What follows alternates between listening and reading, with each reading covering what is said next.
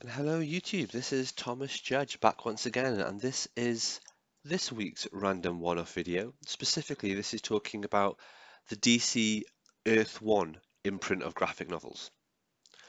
I never really expected to do this video until I was just surfing online, checking a few things, and what I realized is there aren't actually very many videos about DC Earth 1 in an objective or sensible way at all on the internet.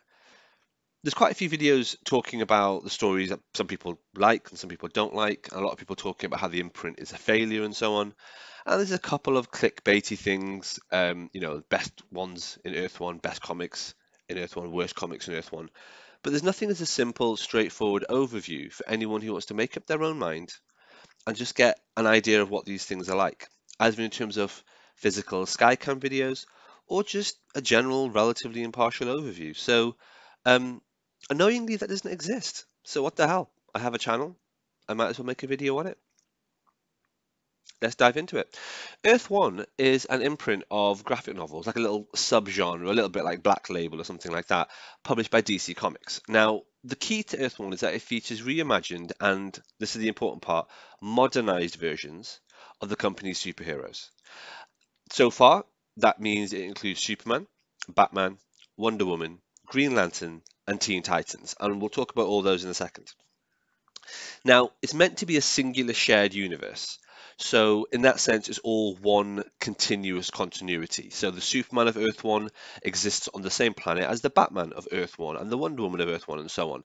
Now, that's what they say in the marketing materials. That's what DC have been very categoric about, the Earth 1 imprint. However, so far, they haven't crossed over at all. So, as far as I'm concerned, each superhero character has their own either individual or all these cases series of graphic novels set in Earth One, but they don't really cross over at all. If you're familiar with the idea of multiverses and the DC multiverse, the reality of Earth One is designated as Earth One, literally, as part of the DC multiverse. That doesn't mean it's the same as Earth Prime or the main continuity that we all know as like the main DC continuity per se. It's not that. This is kind of one step removed from that and is designated as Earth One. I know it's confusing. There's a video on my channel talking about multiverses, but just take my word for it. It's its own continuous reality. The fact that it's called Earth One is arbitrary. It could be called Earth 99 or something like that. It doesn't matter. It's just to kind of indicate it's its own segmented thing. The Earth 1 continuity was actually announced in 2009, and the imprint launched in 2010 with the publication of Superman Earth 1, and then Batman Earth 1 Volume 1 followed in 2012. And as I said, it expanded to include Teen Titans, which I think came out in 2014, Wonder Woman, which came out in 2016, and Green Lantern, which came out in 2018. Now, the basic premise is to essentially reimagine the characters in a modernized way, and the reason behind that is that the intention was to reboot, yes, yet again to reboot DC's most iconic superheroes, and to be fair, their supervillains as well, by having new updated versions with revised, modernized origin settings in a modern setting, a contemporary setting. And in that sense, there's meant to be a nice, easy jumping on point and something that people new to the comic industry and comic reading and comic collecting can just pick up and they have an intelligible, singular read for a character. So if someone goes, oh, I'm into Batman, you can pick up Batman Earth 1 and you're not laden down by decades of continuity. That said, it's not going to be a direct retelling. In a lot of ways, this is kind of similar to the Marvel Ultimate reboot, which we'll talk about right at the end of the video. But for example, there's a few key changes which kind of modernize the characters and the villains for a modern audience. So, for example, Batman in Batman Earth 1 is portrayed as being relatively inexperienced at the start of his career, a little bit like Batman Year 1, which I've talked about in other videos as well. But it's the same sort of thing, humanizing the character. The Teen Titans aren't sidekicks and teenage superheroes that buddy up with the big guns. They're instead a group of disconnected teenagers with no links to existing superhero communities who develop powers after being essentially kidnapped, tortured, and experimented on by Star Labs. So, very different kind of intro there. Lex Luthor actually isn't one person, it's actually reimagined as a married couple, the Luthors, which is kind of interesting. Um, General Zod from the Superman mythos, ends up being the uncle of Superman. Actually, that, interestingly enough, then gets picked up in the Krypton miniseries that came out a few years later. I haven't got a problem with it. It's not good, it's not bad, it's just a change they made. Steve Trevor, the Wonder Woman love interest, originally a white dude, is written in these comics as being a black dude, African American, and the various implications of that. And there's loads of other changes that are made, and I'm not going to talk about them because they'd be spoilers. But as well as that, this continuity Earth One also adds some characters that are unique to the graphics. I'm not going to get into a thing and spoil them, but I just want to say, there's enough differences there to make it an interesting and worthwhile read if you're curious. On that note, I know I always get in a soapbox. These are graphic novels. These aren't collected editions. A graphic novel is a singular story published as a one and done that's longer than a single comic issue. And these are like 100 odd pages. They come out as single hardcovers. They're released, boom, dropped as one, and that's a graphic novel. Like a novel, it comes out as one thing, not chapter by chapter. That said, the output of Earth One got a lot of criticism and still does about their irregular releases. I mean, the cadence of releases is really, really annoying.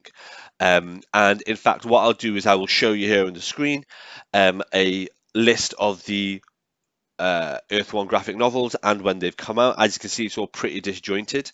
In 2020, Jim Lee actually tried to explain the reason behind that by saying they're still publishing Earth One. They're just not on a super regular schedule because we reached out to top creators and gave them the time to tell their stories. Whenever they finish their projects, we take them, package them, and publish them. I'm not going to diss that. I have kind of adopted the same approach with my own self-published work, but understandably, it does mean that people get a little bit frustrated by the delays, and I'm one of them. So that was the overview done and dusted. Let's just dive into them as different graphic novels and have a bit of a discussion about them and see how they go. So to start off with, let's look at Superman. So Superman Earth One is actually 3 graphic novels written by JMS, or J. Michael Straczynski. You may know him as the person behind the Marvel Max comic Supreme Power, or prior to that, the TV show Babylon 5, for example. And it was illustrated by Shane Davis. The series, as you can imagine, modernized reimagining of Superman. It was the launch series of the Earth One line. The first volume came out in October 2010. The second volume came out in October 2012 and seemed to be sort of a nice closed loop there.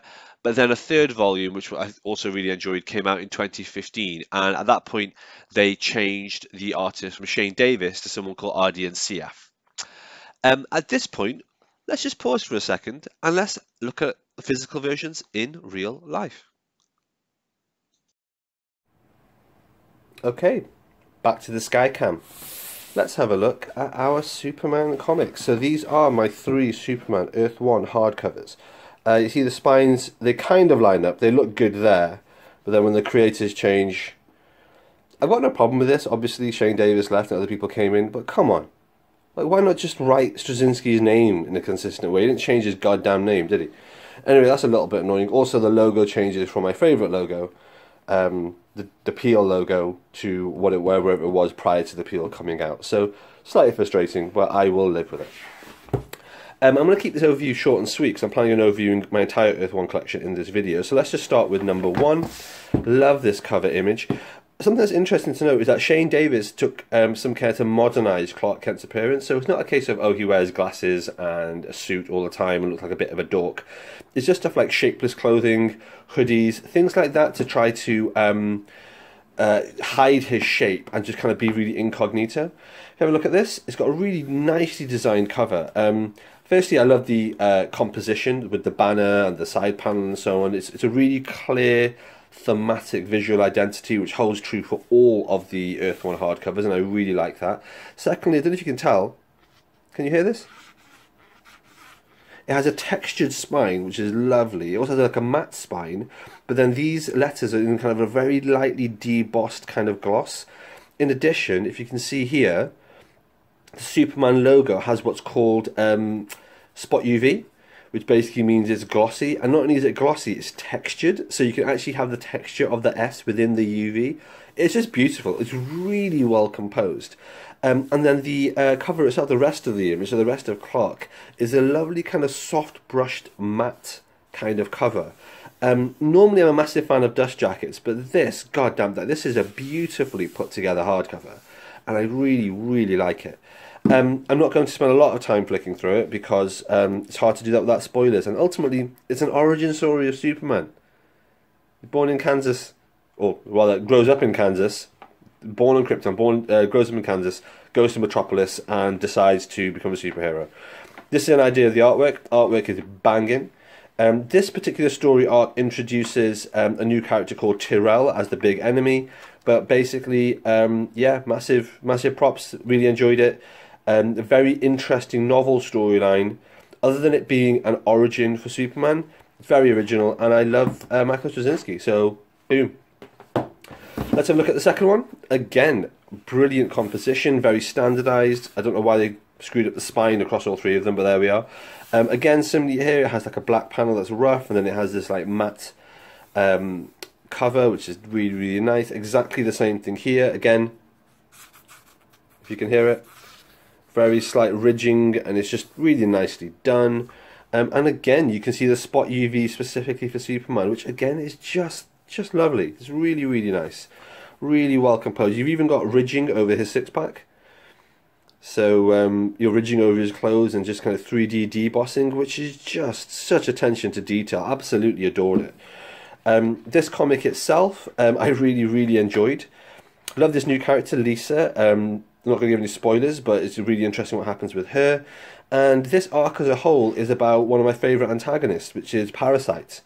I hate how badly Parasite is generally used in the comics. As with so many of my comic fandoms, the characters I'm fans of, unfortunately, I'm a fan of them in principle, but the stories tend not to really bear fruit in terms of their potential.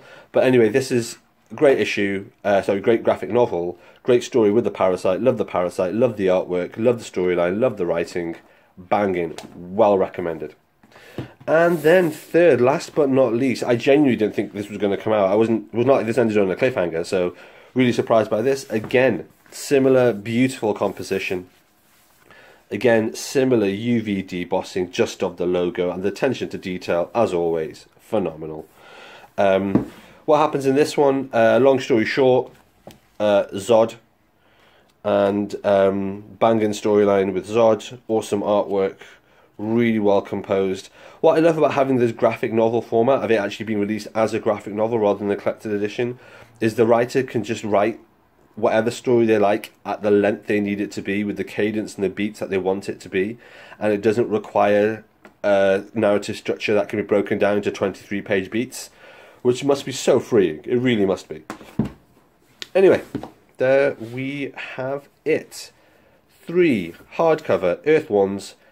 They are available in softcover as well, I think. They must be, right?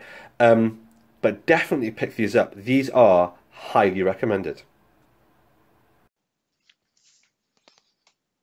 Okay, let's move on to the one that everyone's going to care about, which of course is Batman. Batman Earth 1 is a series, again a trilogy of these graphic novels written by Jeff Johns and illustrated by Gary Frank. So you'll remember that sort of creative pairing from the Doomsday Clock team.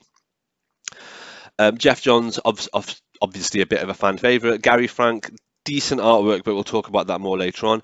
And the series, as you can imagine, is a modernised rebooting or reimagining of Batman. So the premise here is that it all takes place in the alternate Earth 1 continuity. And again, many of the characters differ in a lot of notable aspects and characteristics. For example, Harvey Bullock is like a really young, good-looking, kind of like GQ model kind of looking dude. Which is very different to his normal depiction in the mainstream continuity. And again, like I said, Batman is kind of a novice, learning things, messing things up all the time. Both visually and in terms of his ability, things are like subtly more different and more grounded in this Earth 1 continuity. One of the things that I noted about this is that in his costume, you can actually see his eyes, you can see his pupils, and you can see his irises. And I know that sounds like a little thing, but so many Batman comics have the kind of the white triangular slits instead of his eyes. And humanizing him by showing his eyes as just someone wearing a cowl is actually a really subtle but really clever feature that they have here. See if you notice it when you read it.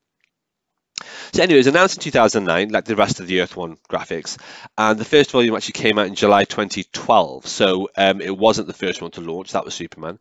Later the same year, Volume 2 got confirmed as a release, and that didn't come out till 2015. And then, originally announced for 2018, Volume 3 finally came out in 2021. God damn. So what that meant was a 6-year gap between volumes 2 and 3, which basically meant the gap between 2 and 3 was twice as long as the gap between 1 and 2. And was it worth it? Well, let's look at the physical ones right now and let's see what we think. Okay, well, we know what we're here for. Batman Earth 1. Let's have a look here. Again, not entirely sure why this wasn't lined up better, to be honest, but there we are. And I also don't know why this one is a slightly different shade of blue to these two. I'm not going to blame the DC Collector's Edition department immediately for that. It may well be that I left this one out in the sun. I bought this one obviously when it came out, and that's before I had as good a comic library setup as I have now, which has no direct sunlight and things like that. So that may be my fault. I'm inclined to think it's a DC printing issue, but I haven't had a chance to check. So those are the spines. These are the comics. Let's have a look at it. So, what do we have? Well, the first one, as you can see now, this is the standard kind of format and the look. That's the cover. This is the back. Really nicely composed, really nicely put together, of course. God damn it, there's a sticker on this. Right, a little bit of lighter fluid and a lot of TLC, and that'll come off. We have the cover here. Again, textured cover, which you can feel under your finger, which is really nice. And then you have this really nice image. I mentioned earlier, like giving Batman eyes with pupils is a really powerful thing, and it genuinely is. It really changes the feel of the character, and it's a really interesting and I think really good visual decision by Franks. So this is the image, and again we've got Spot UV. If you've ever done custom binding or custom dust jackets, as I've tried to do in the past, Spot UV is a tricky thing to have, but really well put together. The comic itself is really, really good. Basically, it's got Batman kind of starting off. It's the main antagonist, I guess, for this is the Penguin. So just to give an idea, like look at this. This kind of slightly humanized look of the Batman, where he actually looks like a man wearing a cowl. You know, what was I going to say? It introduces the Batman. It has Alfred. The Alfred in this is very different to the Alfred from the main continuity. He's essentially a badass. He's a former Royal Marine. He knows martial arts. He's not to be screwed with. Like, he is tough. The antagonist is the Penguin, and also introduces Harvey Bullock. Hang on, where's Harvey Bullock? This guy is Harvey Bullock. This good-looking GQ type dude is Harvey Bullock. So you can see the sort of changes that they've made. The story itself is good, it's fun, it's clever, it introduces new villains and antagonists. There's someone called the Birthday Boy in here who's kind of sinister. And it kind of depicts just lots of really interesting things that link to the future and things that we know from the mainstream continuity. Yeah, really, really good story. Really enjoyed it. Which takes us to Volume 2. Love this picture. Kind of reminiscent of Detective Comics 27 from the New 52 era, although it is obviously not the same image. Same composition, which is fine. Spine, as we've seen. And, of course, Spot UV, very tastefully done. Highly, highly endorse this approach. I think I just love consistent branding. What can I say? I should have been a graphic designer, which I would have been if I was younger and had more talent. Getting into the story, again, fantastic story. Really, really enjoyed it. The main antagonist is a little bit of a letdown, because the main antagonist is the Riddler. So, spoiler warning, main antagonist is the Riddler. But the stuff about Harvey Dent, introducing other side and ancillary characters like Catwoman and various other things going on. There you are. The Riddler's the main thing. Like, it's still good, and this is still a really enjoyable story. And some of the artwork and some of the events and some of the things going on, like, this is just... It's just great. It's really enjoyed, and it really fleshes out the Earth One universe in a great way. Artwork is solid, storyline is solid. Really, really liked it. So, with a fair amount of anticipation, we then have Earth One Volume 3. Again, the design consistent, nice. The artwork great. The Spot UV stalactites, stalagmites, and then Batman himself. And then the story, again, drawn by Franks, written by Jeff Johns. And this volume absolutely fucking sucked. This story is not good. This story is not good at all. It's I was really looking forward to it, but it's just not put together well. It's like it's written by a much less accomplished writer. It's kind of adolescent. It's badly paced. The artwork, I've never been a massive fan of Frank's artwork. He makes all characters look like this, like they're really stressed out, slightly wrinkly, and vaguely constipated. That's kind of his artwork style. And it's the same for literally all of his artwork, from Doomsday Clock to everything else. I'm not a fan of it. It feels too forced and kind of constructed, as does this story. So we're in a weird position here. With these 3 volumes, if it was up to me, I would strongly recommend this and this. I would not recommend this.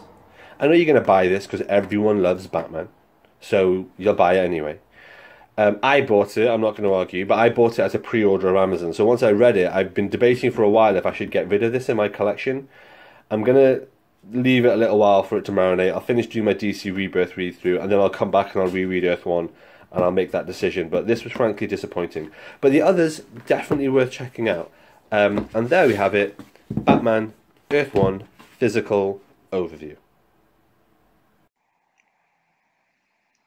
And that brings us to our third character, which is Green Lantern, or rather Green Lantern Earth 1. Now, this was a pair of original graphic novels published, again, by DC as part of the Earth 1 line, written by someone called Gabriel Hardman. No idea who that is. Never heard of them before. So Gabriel Hardman and Corinna Bechko. Don't know who that is either. And apparently Hardman did the art. Volume 1 came out in 2018. And Volume 2 came out during COVID times, so actually in August 2020. This represents a really nice closed story with one lone Green Lantern rebuilding the core. It's got a really interesting scope of space in the universe and so on without being overwhelming. And it's got a really interesting take on the Guardians, Quad, and the Yellow Lanterns. It also kind of loses that Chosen One vibe, or that kind of weird saviorship vibe that Green Lantern stories tend to have. And frankly, I really liked it as it was a tight, well-controlled Green Lantern story. Do you know what? I actually have it physically. Let's have a look at it. Okay, so admittedly this one's on me. I only have Volume 1. I do want Volume 2. So take that as an endorsement. This is Volume 1. Here we have the back. Again, nice green. You know, I love the thematic colours they've got here. So red for Superman, blue for Batman, green obviously for Green Lantern. It has that lovely matte finish. Oddly enough, no spot UV on this, which I think is a miss. I think the green light of the lantern should have been spot UV. That would have been really nice. So the fact that it's not and it's matte throughout, I mean, it's lovely to the touch, but not so pleasing to the eye. But there we are. As I mentioned just briefly there in the overview, written by Hardman, or the art is by Hardman, with obviously some support on the writing by Bechko. It works really well. The art is not the sort of style I normally like. It's a bit scrappier and a bit kind of angrier. But in that sense, it reminds me a little bit of Maleev's Daredevil, if you've read the Marvel comics. And yeah, I'm not going to give any spoilers. It is a good story. It is well written. I really enjoyed it. I got Volume 1. It does that thing that a lot of Green Lantern comics very rarely do, which is it focuses on the man rather than on the epic army corps sort of aspect of it. And so in that sense, you know, I really enjoyed it more than I enjoy most Green Lantern comics. And I read it. I went out. I got Volume 1. Volume 2 is on my wish list. I haven't actually got around to picking it up. I have read it. But again, I think I got that out of my local library. Or did I borrow it off my mate? I can't remember. Either way, yeah, I've read Volume 2 as well. Highly recommended. I want them both on my shelf. I have Volume 1. I will pick up Volume 2 soon. In fact, had I put any planning into this video at all, I would have picked it up before the video. But, recommended. Green Lantern, Earth 1, Volume 1, and Volume 2. Imagine it's here, and imagine I'm talking about how good it is, because I am. And with that, that takes us to the next series of the Earth 1 universe. So this is Teen Titans, and Teen Titans Earth 1 is a pair of graphic novels written by Jeff Lemire and drawn by Terry Dodson. Again, reimagining, kind of recontextualization of DC's Teen Titans. I don't have much to say about this. other than it doesn't follow the Teen Titan pattern that we're familiar with. So, for example, these aren't the existing teen sidekicks that hang out with Batman and Aquaman and etc. etc. etc. That's not the case. These are just a bunch of teenagers that have been experimented on, slightly tortured and traumatized a bit, and have developed powers. Volume 1 came out in 2014, Volume 2 came out in 2016. I'll be honest, first time I read them, which is when they came out, I was like, this sucks. Like I just didn't enjoy it at all. I reread them a couple of years ago, having since read a lot of Teen Titans. And so, for example, I read the whole the run from the 2000s written by Jeff Johns, which is now available in a omnibus format. That's been reprinted, in fact. And I bought the reprints. And having read all those issues, having gotten much more knowledge and background knowledge of Teen Titans, when I went back and I read these two, they're actually much better the second time around with more context. And I think that's true for all the Earth One graphics. The more you understand of the original, I want to say main continuity DC Comics, the more you'll understand kind of the cleverness and the references and what the recontextualization is for Teen Titans. That said, that kind of implies to me that these didn't work great as a standalone comic, assuming that my tastes haven't changed, which they may have done.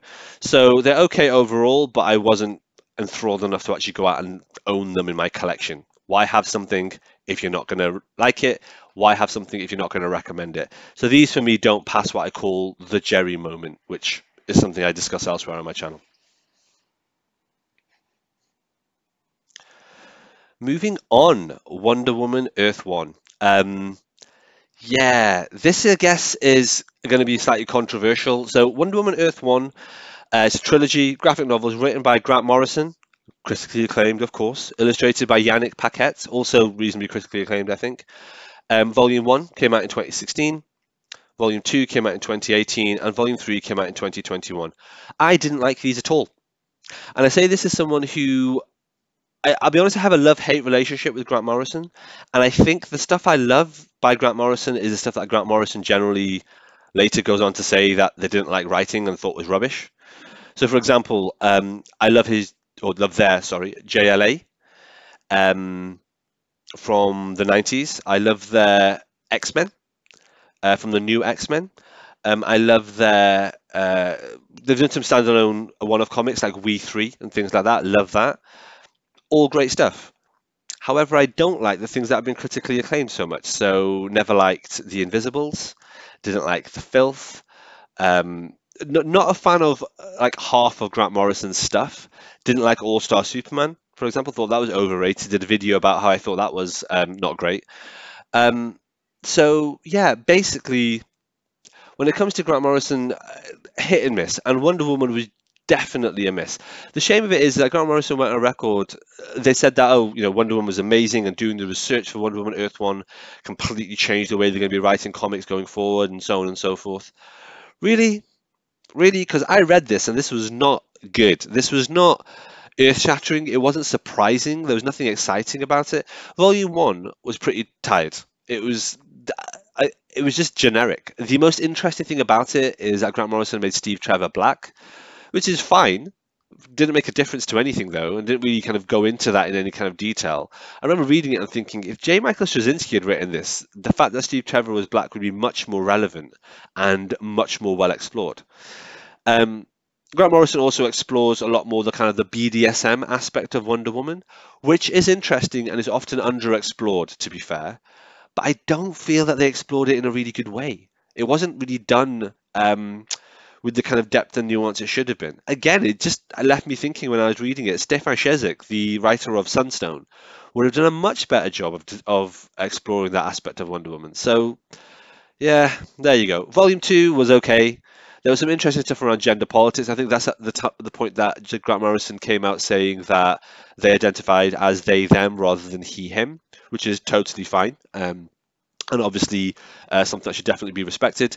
And there was a lot of discussion around whether or not might makes right. In other words, whether or not the ends justify the means, and sort of the definition of tyranny and things like that. So that was kind of interesting from a philosophical perspective. And then Volume 3 was a messy denouement with the antagonist for the overarching story. I'll be honest, this was just disappointing. I don't like it when I'm reading something and I think, oh, this would be better if writer X or writer Y had written it, or this has potential but it's just unfulfilled. And I especially don't like thinking that about Grant Morrison because I know Grant Morrison can do better. I know Grant Morrison has written stuff that really resonated with me and I really enjoyed. So this was just a bit of a letdown. That said, if you are a Wonder Woman fan, you may well love this. If you're a Grant Morrison fan and you prefer their more cerebral work, so things like All Star Superman and so on, you may love this. It might well be right up your street. I think if that's the case, definitely check this out. The artwork is competent, the writing is not bad. It was just unfulfilling to me personally. Anyway, I'm going to flash up that list from Wikipedia again here, so you've got an idea of all the ones that exist in the Earth One line. I don't know if the Earth One line still continues. There was a bit of chat about there being a couple of other characters that get the Earth One treatment, so I know they were talking about having a Flash Earth One graphic novel written by J. Michael Straczynski. That would have been banging. I don't know what it would have been about, but it's written by JMS, so I have a huge amount of time for it.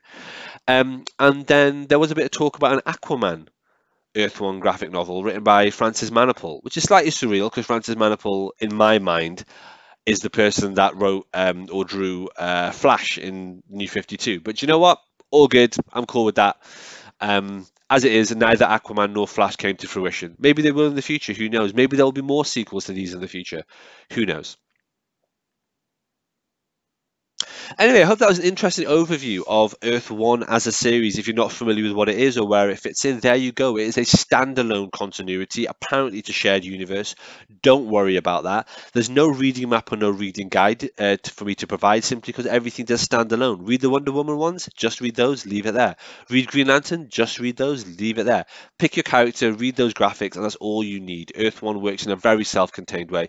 And in that sense, it's a little bit of a success, at least in terms of what DC's original goals were. So, if you are interested in stuff like that, there's a couple of things you might want to look at. The All Star DC imprint, which from DC basically included All Star Superman and then All Star Batman. I've done videos on each of these on my channel in the past. Videos basically sort of telling people not to believe the hype or the criticism on them, respectively. Um, Similarly, if you're interested in this from a Marvel perspective, it's not dissimilar to the Heroes Reborn reboot from 1996 to 1997, which frankly is my personal favorite era of Marvel ever. But yeah, maybe you want to check that out. And of course, as I mentioned right at the top of the video, this is quite similar to Ultimate Marvel, a Marvel kind of reimagining closed universe that came out in the early 2000s, which is where Ultimate Spider-Man came from, the Ultimates came from, had a huge impact on the formation of the MCU aesthetically and thematically. And at some point, I'll probably do a reading guide for it. And of course, if you're a DC fan and you want a good jumping on point, but just a series of short graphic novels isn't enough for you, I'd strongly recommend checking out the New 52. I have a 31 video guide on my channel about that and a reading map, which remains, in fact, the internet's most comprehensive New 52 reading map. So yeah, please check those out. Hope this was interesting. Let me know in the comments down below what you think. All right, thanks for watching, everybody. As always, please like, comment, subscribe. As always, please follow me on Twitter at I am Thomas Judge, where I will post a daily review of whatever comics I've been reading. You can get an idea of what I'm up to on the channel. And as always, please support the channel by heading over to Amazon.com and checking out my prose novel about superheroes. It's a completely original piece of work. The first episode in it is called Arrivals, and the series as a whole is called No Gods or Kings. You can find an excerpt of that on my website, nogodsorkings.com. Until next time, everybody, stay classy.